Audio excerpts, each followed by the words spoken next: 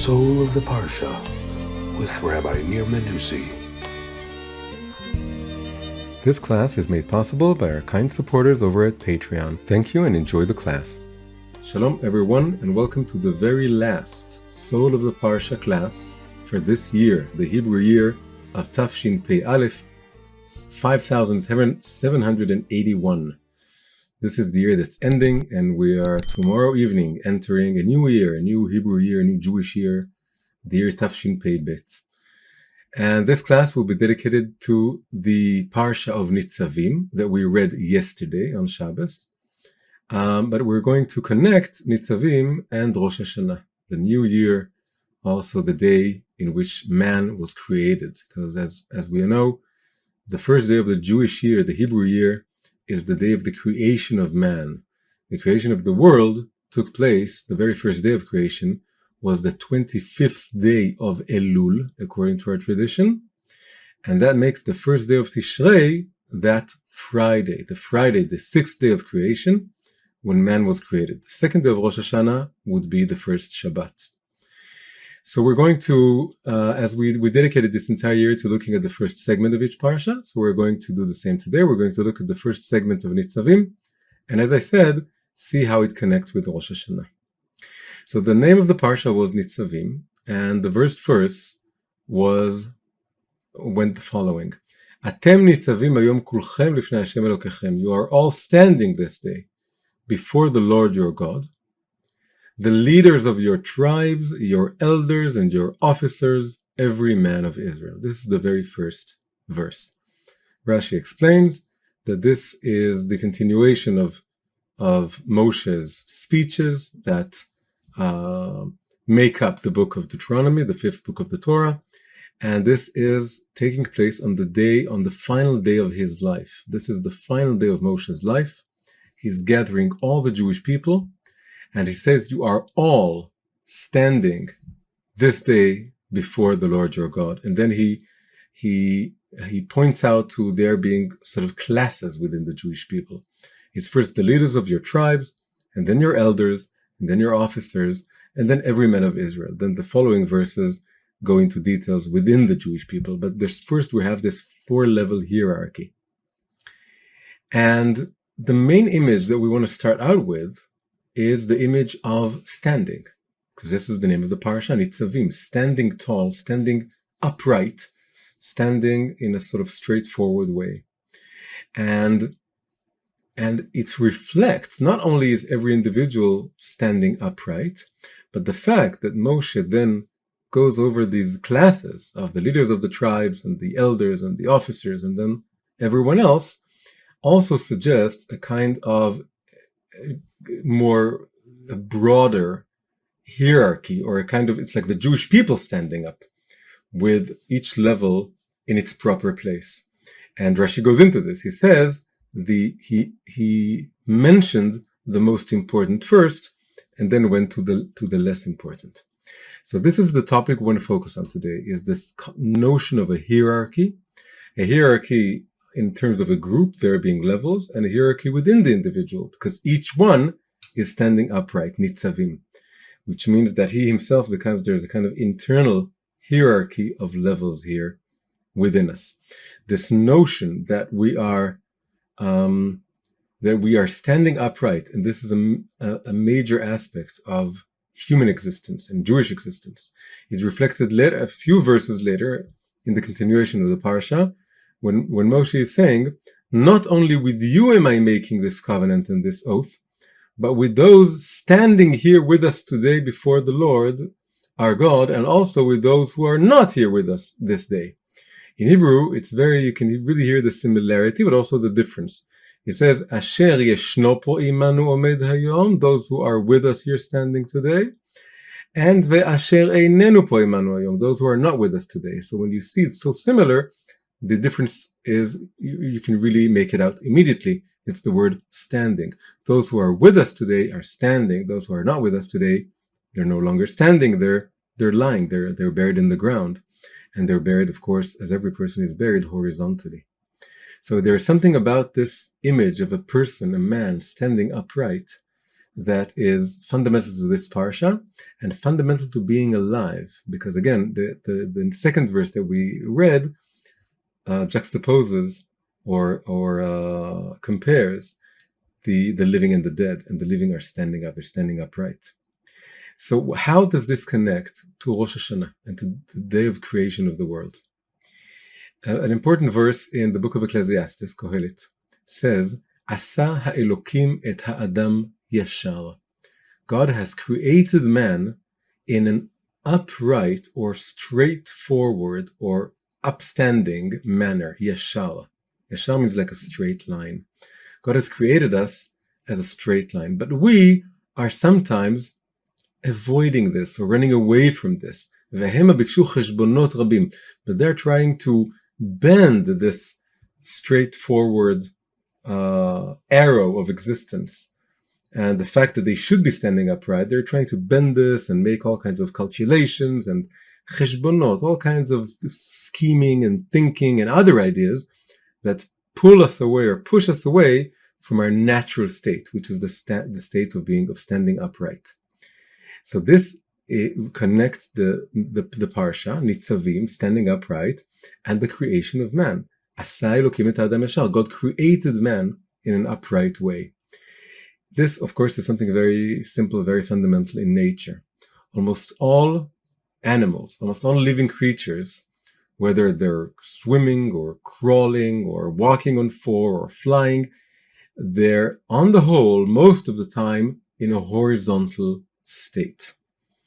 And some of them are semi-upright, and that's unusual, that's unique, and they really remind us of us. Why? Because we are the epitome of the upright being. Again, there are some exceptions in nature, but on the whole, most living beings are horizontal in the way they move, in the way they rest, in the way that they are.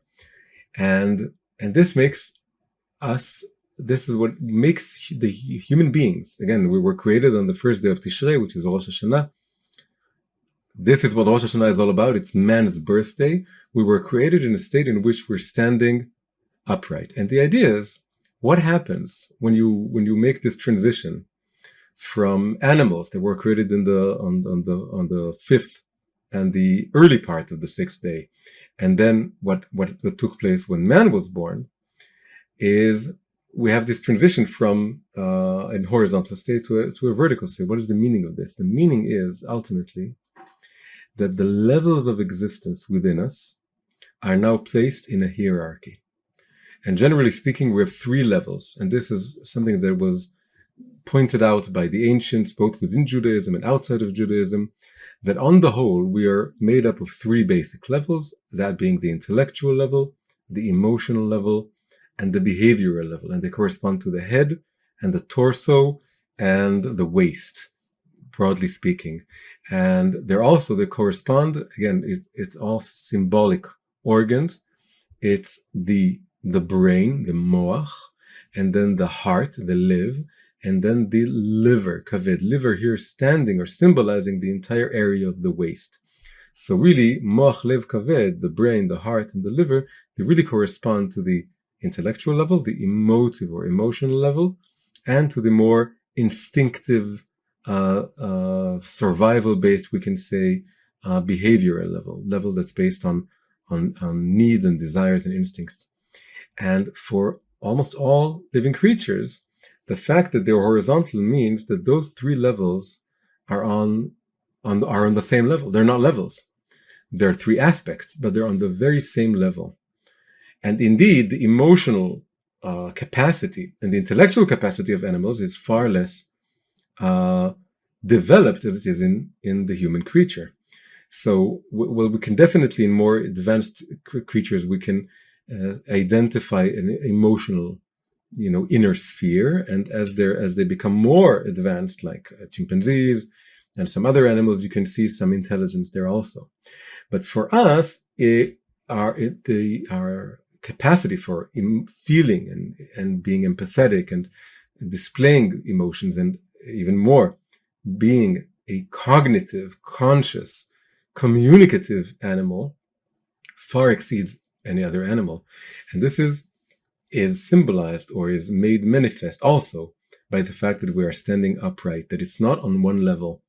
The level of the waist, of the appetites, of being hungry and having desires is the lowest level. And then the emotional level is above that. And then the intellectual level is further above that.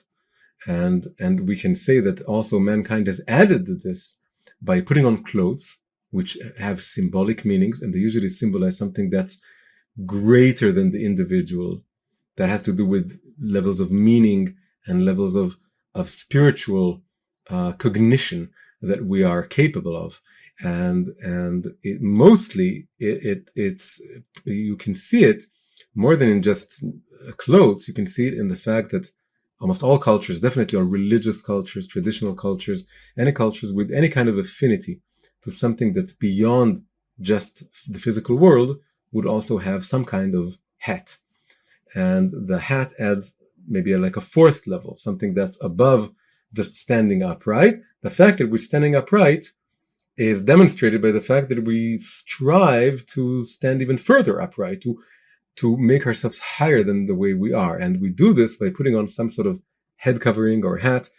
Every position of power throughout the world had a certain, something resembling a crown. So a king obviously has a crown, and a minister for some religion, anyone who has an official purpose, an official idea. And up until the 50s, every person who had some basic sense of self-respect or dignity would wear a top hat, both women and men.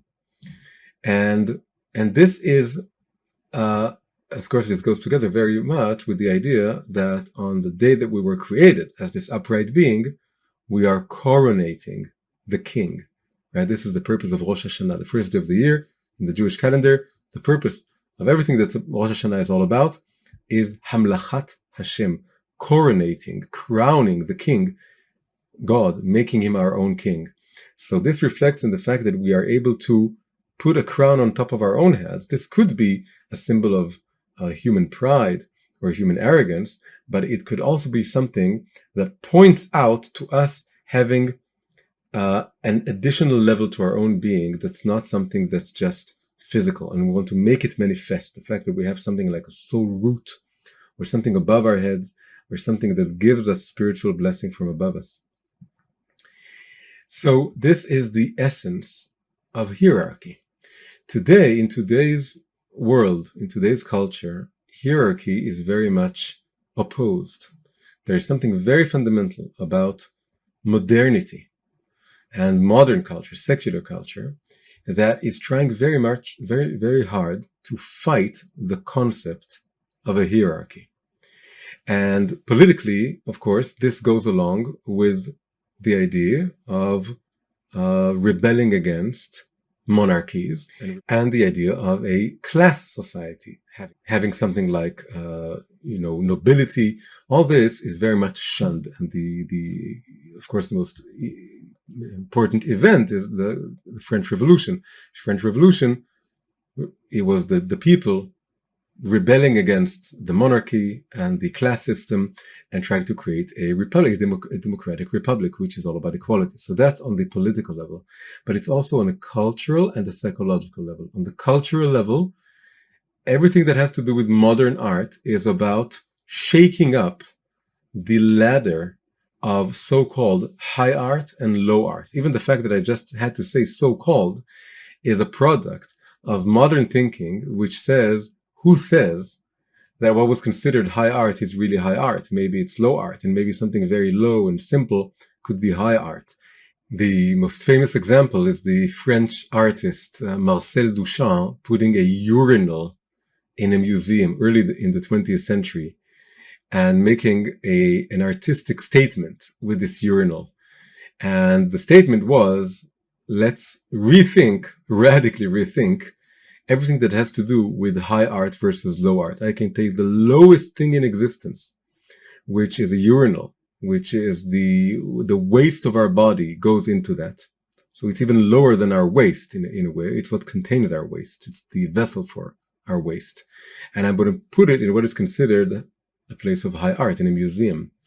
And later on, it was reflected with the idea of pop art, and almost every branch of art in the 20th century, with some exceptions, was about shaking up or rethinking the concept of a hierarchy. And pop art was taking comic book pictures and putting them with big frames in a big museum. And in poetry, it could be someone, instead of writing high poetry, using slang language, or using even a language that's grammatically wrong as people speak in the street, and turning that into poetry. And so it's political, and it's cultural, and it's also psychological. Psychological means the flattening of the hierarchy. And the psychological level is saying something like, there is no advantage, there is no intrinsic advantage to my intellectual level, my capacity for learning and speaking and talking and expressing complex ideas and abstracting ideas and so on. There's no radical difference between that and doing something that's totally intuitive and emotional, and just improvising something or speaking directly from my heart, and also just plain gut feelings. The idea that we would say that one level is higher than the other level is considered sort of anathema to the modernist. He would say, "Who says so?"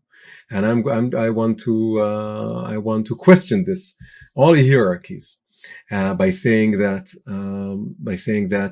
it's all equal, and whatever is authentic for you, whatever is part of you, becomes your authentic expression, and just express yourself. Whatever it is, you can express yourself. And then, for example, let's talk about three genres or three types of music that are obviously, very clearly, extremely different from one another. And not only that, but they very clearly come from different levels within us. But the fact is that the modernist would say, the postmodernist even more so, postmodernism isn't really something that's different from modernism. It's not, someone once said that postmodernism is really most modernism. It's just an extreme expression of modernism itself, which is rebelling against all systems of meaning that are traditional. So the modernists or post or most modernists would say that, for example, you take classical music. Classical music is very intellectual. It's very complex. It has sometimes mathematical structures within it, and it takes a long time to study and to compose. And great classical composers put in a lot of intellectual effort into writing what they did. So you take that on the one hand, and then you take, let's say, jazz music. And jazz music is something that's very, very intuitive, improvised, and you just go with the flow of your intuitions from one moment to the other. You don't plan or compose. And then going even to another level would be something like a music that's only based on rhythm and not melody, with the most extreme case being something like techno music or trance music in dancing clubs, that is all about rhythms. It's just one rhythm after the other, interplaying with one another. And now these three types of music, there are many more, of course, but these three symbolic types, they clearly come from the three levels that we mentioned before, with classical music coming from the more from the intellect or the head, and then jazz music is more expressive of the heart, and then techno music, which is really just a new incarnation of the most primitive, drum beating, which is all about the most simple societies are all about dancing in circles around the fire, and it's just rhythm. And techno is just an electronic drum. That's what it is. It's an electronic drum for people who want to go back to that level in the evolution of civilization, the level of just dancing around the campfire. Even the name trance music is about entering a trance, meaning that you don't want to think and you don't want to feel. You just want to have those guttural, gut feelings that are just rhythmic in nature. So again, those three types of music come from the three levels. Classical music is more intellectual, and jazz music is more emotional, and techno or trance music is more from the level of the gut or the liver or the waist. And yet, it would be difficult to find someone who would outright say that one type of music is higher or more advanced than another type of music, because then you risk being, judgmental, and saying that maybe one culture is superior to another culture. And this is the biggest trauma of modern man or postmodern man, is that they don't want to be colonial or arrogant or to have, it's all multicultural. You have to be one above the other. But the thing is, it's not just cultural, it's psychological too. Because once we say it's all equal, then we treat our own levels as equal. And really what we're doing is we're going against the fundamental aspects of our creation, which is God has created man standing upright, with the head above the heart and the heart above the liver, and those three levels as a hierarchy. By equalizing everything, by flattening everything, then, it's like, flatline is when you die. And flatlining everything is going back to nature, going back to, like animals, that for the animals, it's all on the same level. And this is hard to hear, but this is, we have to acknowledge this. I remember as a teenager, growing up in a very secular society, and I had this conversation with someone who I very much appreciated. He was an adult man, a friend of my parents, but always spoke to me as an adult, which is something I really appreciated. It's hard to find sometimes people that would treat you as an adult, even though you're like 13 or 14, I was at the time. And we had a lot of interesting conversations. And then one time I remember we spoke about, disco music or music that you have in dance clubs. And then he said something that astonished me in the courage that he had to say something that goes against the grain of modern thinking so much, and completely unpolitically correct. And it was precious. It annoyed me at first, but then I really had to think about it later on. He said, this kind of music is the epitome of decadence. It says all human civilization has strived for millennia to rise above the simple tribal drums that are just rhythmic in nature, and to create gradually a melodious music, a music that's about melody, that's sophisticated, that takes you from one place and leads you to another place. Civilization is all about evolving from those drums to a civilization of listening to melody. And that melody is something sophisticated, something high that generates meaning or taps into meaning and leads you from one place to another place, a higher place. And it shocked me, but it made an incredible influence on me, because I then realized it's possible to look at culture not just as saying, well, this is interesting in another way, and it's all interesting and different, and it's all equal. It's not necessarily equal. There are things that emerge and evoke a higher level within us, and there are things that emerge from and evoke a lower level within us. And this could sound very, very simple, but for me, for someone growing up in this culture, was an immense chidush. It was something new to hear. And so the fact is that today's culture is sort of leading us, pushing us to go against our nature as upright creatures and sort of lie down, rest, and regard everything as equal on the same level. And it reflects psychologically within us that we sometimes find it hard to point out that there are levels within us and that some are higher than the others. I should add to this several things now. So in case you didn't guess by now, or you don't know this, the three organs that I mentioned, right? Moach, lev, kaved, brain, heart, liver. It's not just those names. These are the traditional names, not just in Judaism. But in Hebrew, when you write it down, Moach, lev, kaved, and you look at the acronym is melech. Melech is king. It's also the root of the verb to rule, to reside over something. So we are kingly by virtue of putting our head first, and then our heart, and then our livers, moach, lev, kaved, with the head governing, ruling over the heart, and the heart ruling over the liver. And this makes us stand upright. And then we, as I said before, we go beyond it, and we add a crown to our heads, a head covering, in order to display or illustrate the fact that we are able to grasp something that's above us also. And so this is the deep connection between the day of the creation of man and the day of the coronation of God.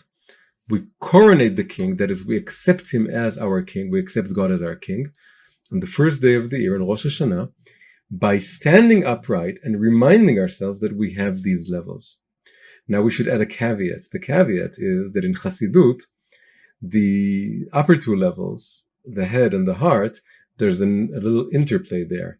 Because in Chassidut, a fourth level, which really goes along with the image of the crown, is added. And that is called Pnimiyut Halev, the inner dimension of the heart, or the inner essence of the heart, is higher than the intellect. And basically the idea is that the liver or the waist or the behavioral level is always the lowest. But then you have the emotional level and the intellectual level. And the intellectual level should be above the emotional, right? The emotions are nearsighted and very heated, and they don't necessarily have good foresight or good planning and not necessarily work in our own favor. And we should have the intellect be above the emotions. But there is a fourth level, which is called the inner essence of the heart, where it all flips. The inner level of the heart is above the intellect. It's above the head. And that sees even further than what the intellect sees. The brain, the head, the intellect is able to see only so far. But if you're able to differentiate between the external aspect of your emotions and the internal aspect of your emotions, the internal aspect of your emotions is higher than the intellect. And this is the place of spiritual intuitions and of also being, a super rational faith in God has to do with the inner essence of the heart. So the fact we have this interplay is reflected in the fact that in the first generations of mankind, in the Torah, we had two people who were called Lemech. Lemech is the same letter as Melech, but this time the heart comes before the head. Lemech, Lamed Mem, Chaf. So it's the heart first, and then the head, and then the waist. So now, interestingly, those two Lemechs, one of them was wicked, and one of them was righteous.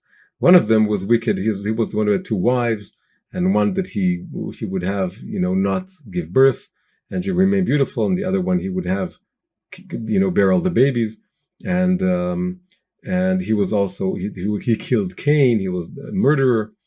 Not the first one. Cain was the first one. He murdered him, and he was a wicked man. But the other Lemech was a very righteous man. He gave birth to Noach. He was the father of Noach, so he had such a righteous son. He must have been righteous himself. And the idea is that the two Lemechs correspond the two ways in which the heart can rule over the head. The wicked Lemech, it was the actual heart ruling over the head. That's very negative. That flips the hierarchy upside down. By the way, his daughter of the wicked Lemech, his daughter was Naamah. Naamah ended up doing tshuva and marrying Noach. The two Lemech's children married each other. But before she did tshuva, before she turned to the light side, to the good side, she was a drummer for rituals of idolatry, which tells us that if the heart is above the head, ultimately the liver would be above all of them as well. And she was a drummer. We spoke about the drums and the techno, the electronic drums, the drums for the rites of idolatry.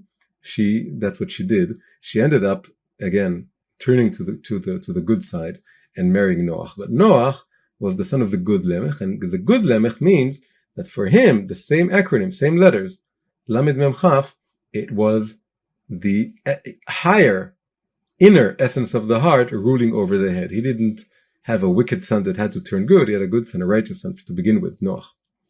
Okay, so that was just a side note. But the main point of this class is that we have all these levels. Now the thing is, everything in the world has a positive source. There is also a positive holy source for the idea that all the levels are equal. Although I just said that equalizing the levels is like returning to our animal state, returning to nature in a very negative way of saying it's all equal, right? Nature it's like circular. There's no high or low. It's all equal.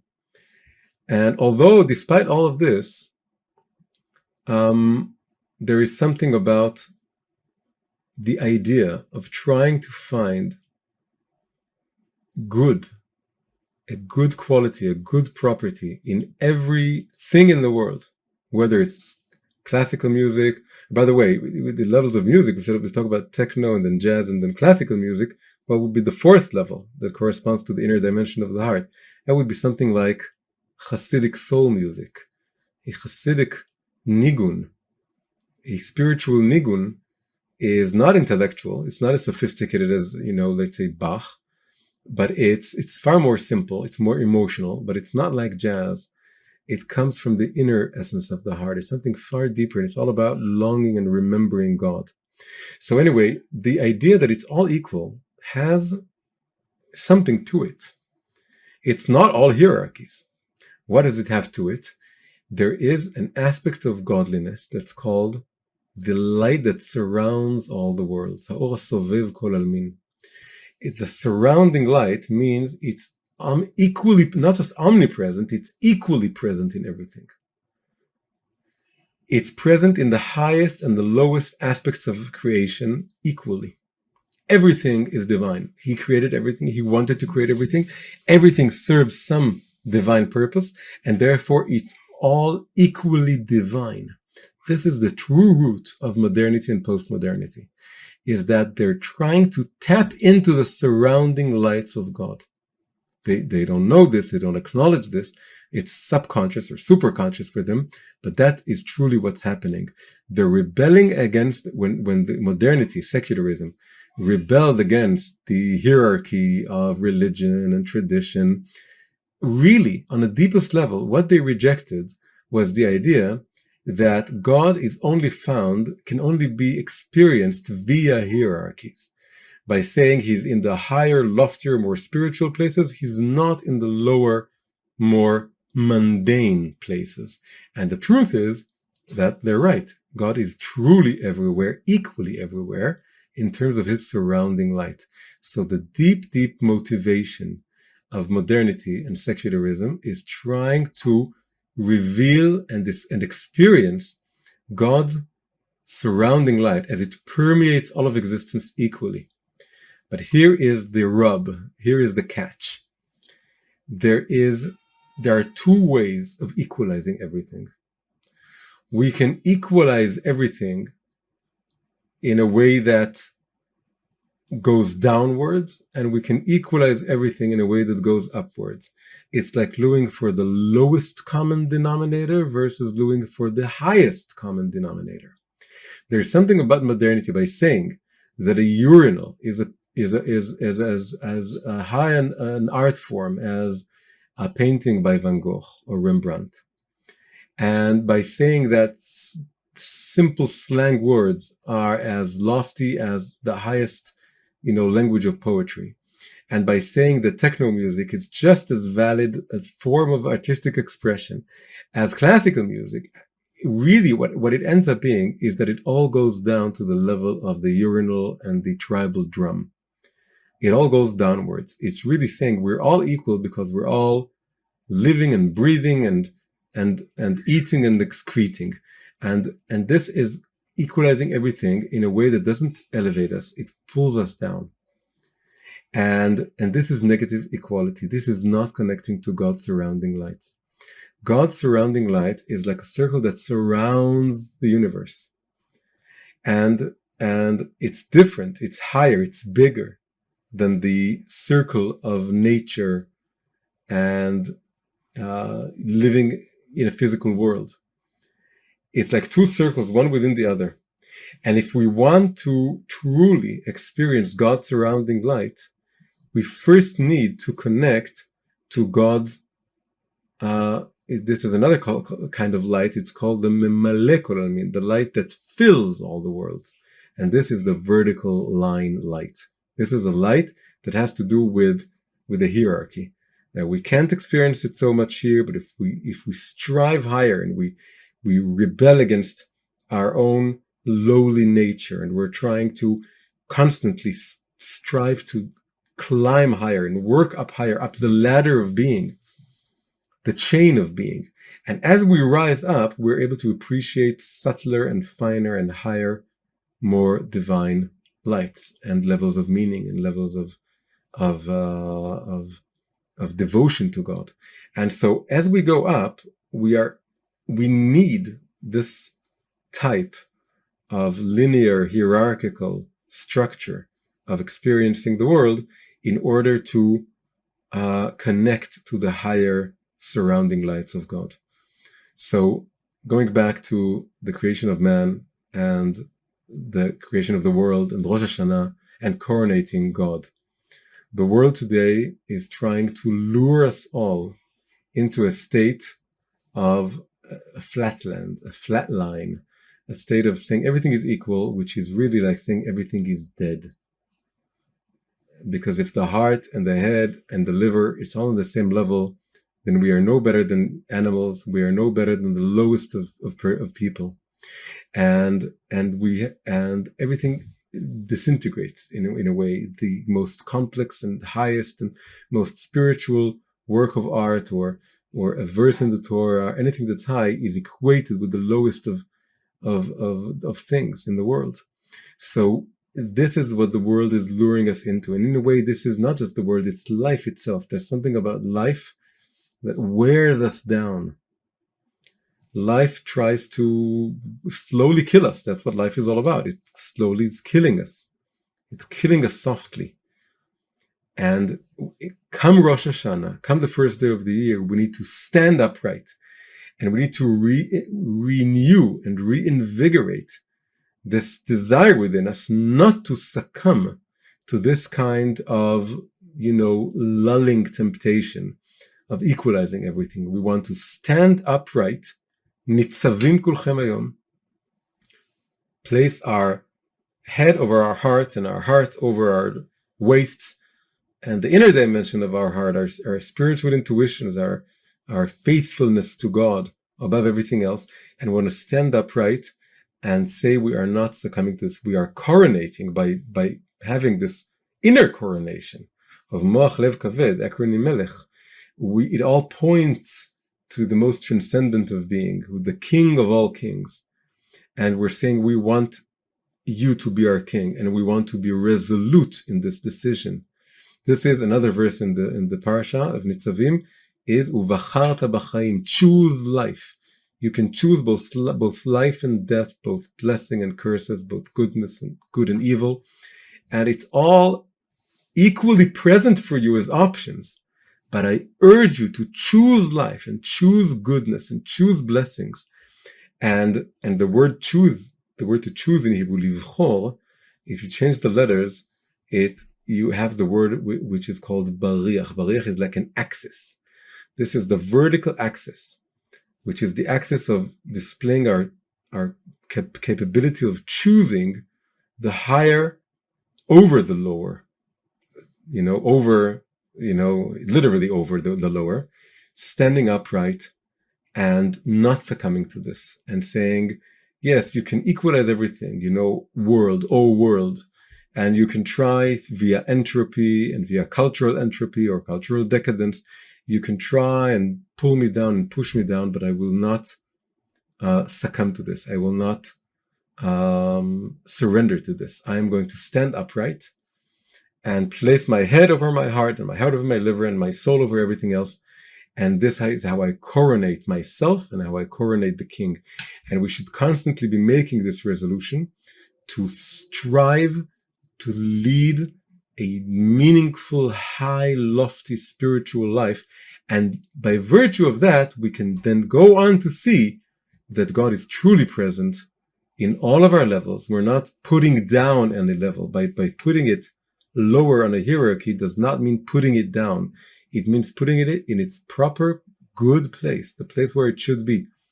And once we tap into the higher surrounding light, we can then truly see it as omnipresent, equally omnipresent, and experience how every aspect of our being, every level of the hierarchy of our being it receives its place as serving God, experiencing God, and displaying godliness to the entire world.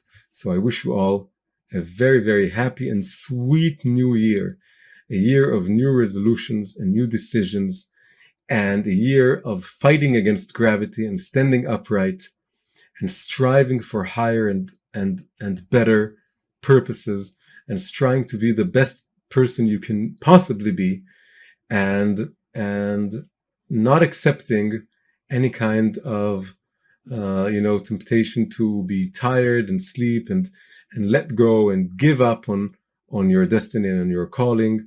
And this is truly coronating your own soul and coronating God. Shana Tova Mituka. Hi, if you enjoyed this class, please click the like button and subscribe to the channel. On YouTube, also make sure to click the bell icon. To keep the classes flowing and free of charge, please consider supporting us on Patreon, an amazing platform for supporting independent creators. You're also welcome to join our weekly live Zoom class. Thank you very much, keep healthy, and see you soon.